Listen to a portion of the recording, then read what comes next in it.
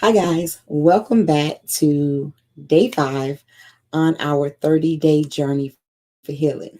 I am Wanda V. Smith, and I just want to take you on a 30-day journey. I am praying that you are caught up from day 1 through 4, and you're now listening and tuned in to day 5. As you're listening to this, if you know of anyone that's also going through that healing process, trying to get back to where they need to be, have gone through a divorce, going through a divorce, a bad relationship, bad breakup, and have all those little remnant feelings that won't go away, that they're just trying to get back to a healing process. They have a desire to be better and not bitter. They do not want to be this angry person. Why don't you tag them or share this link with them on YouTube and tell them, hey, come on, listen in and catch up and continue to catch me as we continue with 25 more days of the 30-day journey to healing. Also, while you're listening to this, don't forget to hit that like and subscribe button, and also hit the notification button so you'll know when I go live as we are continuing this journey. As I said, I am Wanda V. Smith, and you can go back to some of the other videos and kind of catch up on me. But I always tell you that survivor of divorce and healed. And so I want to tell you that it can be done. And I want to tell you that no matter how messy, no matter how the situation turned out, no matter what got you to this point, I will always say this from day 1 to day 30, it is your responsibility to get healed. It is not their responsibility. It's not your kids' responsibility. Nobody owes you anything. If you are a child of God like I am, you know that all things work together for the good of those that love God. And there are times that you're not going to have an explanation. You will not understand what God has allowed to happen to you. And God didn't owe you an explanation. We are the characters in this world we call life, and God is the author. So God has wrote out our chapters, and it is our job to trust that our end result is going to be so much better than what you're going through right now. So you are not defined by that place you're in now, but your end result is based on your desire to come out of this and your responsibility to get healed. That's your responsibility. And so on today, on day 5, I want you to walk this healing journey unapologetically. I want you to be unapologetic about this journey that you're on. I want you to be unapologetic about the route that you're taking for your healing. Everybody's route is different, even though there are different tips that I'm giving you on this 30-day journey. There are different scriptures that I'm giving you on this 30-day journey. You have got to figure out what works for you, what works best for you, so that in the end, you have peace. In the end, your hands are clean. In the end, you are confident that you handled it the best way you could in order for you to get healed. Listen, I told you a few days ago that I had to learn how to be unapologetic, because one of the routes that I took for my healing was to go and look up and go and lay on the couch of a Christian therapist. So there are so many other therapists out there. I didn't want a life coach. I didn't want a minister. I literally wanted someone that had gone to school, had a degree for a licensed therapist. And so the only difference is I at least wanted that person to be a Christian therapist. Now, listen, you may decide, I just want a therapist. I don't know. I don't really care who it is. Or you may decide, I'm just going to go and talk to my pastor. Or you may decide, Big Mama is good for me to communicate with. Be unapologetic about that. Whatever route God sends you for your healing, listen to God. Open up your heart, open up your ears, and listen to the direction that God is taking you in, and go there and be unapologetic for it. Because this is what I want you to understand: unapologetic means not acknowledging or expressing regret for how you're going to get healed. I'm not acknowledging, listen, when I went to lay on a therapist sofa, there were a lot of Christians that was like, I cannot believe you went to see a therapist. I cannot believe you were a co-pastor. I cannot believe you were the first lady and you went to sit on somebody's couch. There were so many other ministers you could have gone to. There were so many other people that could have counseled you. But I had to be unapologetic about the route that God and I talked about, that God and I approved in order to get to where I needed to be. Some of you guys are shameful of the route that God is giving you as far as to get where you need to be to get healed, because you don't think people understand. You don't owe them an explanation. Can I scream on that? You do not owe anybody an explanation why you are on a route to get healed. If you and God have discussed this and prayed about this and fasted about this, and this is where God keeps putting in your spirit, go the route that God has ordained you to go. Listen, God may not approve for you, or God may not speak into your spirit or drop in your spirit to go see a therapist. And can I tell you, that's okay. God may just tell you to ride it out. Listen to me. I'm going to heal you. And that's okay. God may send you to different pastors that you never talked to before. God may drop people in your spirit that are online, and you may inbox them and say, God told me to talk to you about my healing process. Be unapologetic. People think that when you're going through, oh, you didn't call me. God didn't release me to call you. Oh, I would have been there for you. No, that's not the route that God. So I want you to be unapologetic. This is what I want to tell you on day 5.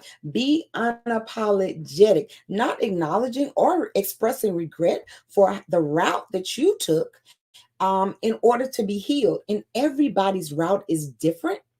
I'm just a little different. I believe in God. I believe in God showing me signs. I believe in God putting things in my spirit for confirmation. And in that season, which is absolutely amazing, I went to this women's conference while I was in the process of healing, and I was second guessing. Do I really want to go see a therapist? I am a Christian. I am a co-pastor. Is that the route? Because most people, when I was growing up, to go see a therapist meant you didn't trust God. To go sit on somebody's couch, that means you don't trust God. You don't trust the process of God. That is a absolute no. So that's all I knew. That was all I was trained. So I knew that I was going to have to explain to people, oh, that's the route you took. And so I was literally, so I'm already suffering because I'm going through this divorce.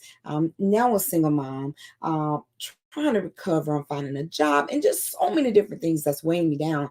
And now I'm thinking about this perception of what people are going to think. Does that mean God didn't heal you? Of course, that's not what that means. But I was going through all of this thought process, and God sent me to a women's conference. I am telling you, God will give you the confirmation that you need. The women's conference had nothing to do with healing.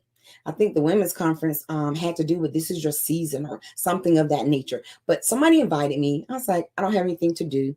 I went to this women's conference. It was a people everywhere. So naturally I'm sitting in the back. Don't even want anybody to see me. Don't want to talk to nobody. So I'm sitting in the back. Went to the women's conference by myself. And in the middle, so there's a woman that's preaching an awesome word of it's your season. But before the main speaker comes up, they have this young lady who is maybe about 33 years old, and she gives her testimony about sitting on a couch with a therapist because she thought she was about to lose her mind. She was going through so many things in her life, and she said God put in her spirit to just go and talk to a therapist. She said she minimized the process, just went ahead and went. She said while I was there, the therapist told me I was going through too much, I too much for me to bear, and she suggested that the young lady take some medicine to kind of balance out her hormones. Blah blah blah blah blah. She said everywhere I went, people was like, "Oh, that means you don't trust God. You don't whatever." She said, "But God told me to take the pill." She said, "I took the pill. I finally began to feel better. I felt better enough to reconcile my feelings, to get back to where I needed to be." She said, now I'm 3 years in. I'm no longer on the pills. She said, but now I can rationalize my life. I'm back where I needed to be. She said, and I cannot imagine where I would be if I had listened to the church people. She said, it's in that season, See how they brought that all together? This is your season. She says, in that season that I realized I can take a pill, go sit on somebody's couch, and still be saved all at the same time. And it was in that moment God gave me my confirmation. Just go sit on the couch. Now, while I'm talking to this lady, she never told me I needed to take a pill or anything like that. She was like, "You're at your beginning stages. Let's just talk about it. Let's just talk this out." And what a difference it made to talk it out and not have to monitor my conversation. I didn't have to monitor what I said. I didn't have to be a first lady. I didn't have to be a co-pastor. I didn't have to be a wife. I didn't have to be a mother. All I had to do on the couch was be me and talk about what I was going through without monitoring. And that is what I needed for my healing process to really grab hold and really to get where I needed to be. And even as I'm telling different people of different routes, and I could see the little shady little looks and shady comments about you went to, but I tell you what, I was unapologetic. I was like, I'm going to be healed. I'm not going to be bitter. I'm not going to be nasty. I'm not going to go tit for tat. I'm not going to be angry for the rest of my life. I'm not going to get this little sour face when this person walks in. I'm not doing any of that. I am going to be healed, and I am going to be unapologetic about whatever route God takes me to get to that zone. And in this season, for your healing process, I want you to be unapologetic about the route, listen, that God sends you on. In my healing process with the my foundation church, I call it my foundation church because that is what it was for me. If I never got healed, it wouldn't be my foundation church. It would be the mean church. It would be the bullies. It would be a whole different wording attached to it. But because I went through a healing process, it is what it is. It is my foundation church. And when you begin to be healed, you also give acknowledgement to what got you to this point. It was breaking, it was hurting. But let me acknowledge, I learned a lot there. It was a great foundation for where I am and where I'm going. Let me give credit for the place that broke me. Oh my God. Let me give credit for the place that broke me. Let me give credit for the person that hurt me. Let me give credit for what almost tried to destroy me. That is the same way in your life. I don't care what broke you. Something a part of that person's life, that person's life helped you. It helped to build you. So don't pretend like wasn't nothing good there. Stop. You're lying. It was something good there. And once you begin to get healed, you even begin to see the good part of it that helped to build you and make you better. And so I call it my foundation church. But in my healing process, I had to unfriend some people. I didn't want to say anything about what was going on at their church. It wasn't in my foundation church, it was their church. I didn't want to see not one good post. I didn't want to see what was going on. So I had to unfriend some people. I had to take some people out of my phone. I had to block some people. And I know that it was them reaching out to just check on me. But for my healing, I didn't need that. And I had to be unapologetic about it. You're not calling me. No, I did not. You didn't return my text. No, I didn't.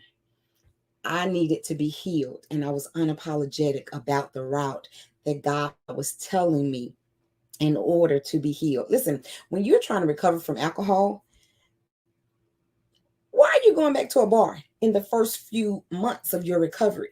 If you're trying to get away from smoking, why are you going to a hookah bar in the first few months of your recovery? You cannot go back to what broke you when you have not yet been put back together. It just ain't, it's not a good sign. But you've got to be unapologetic because people will never understand what it took for you to get where you are going or to get where you are right now. It takes healing.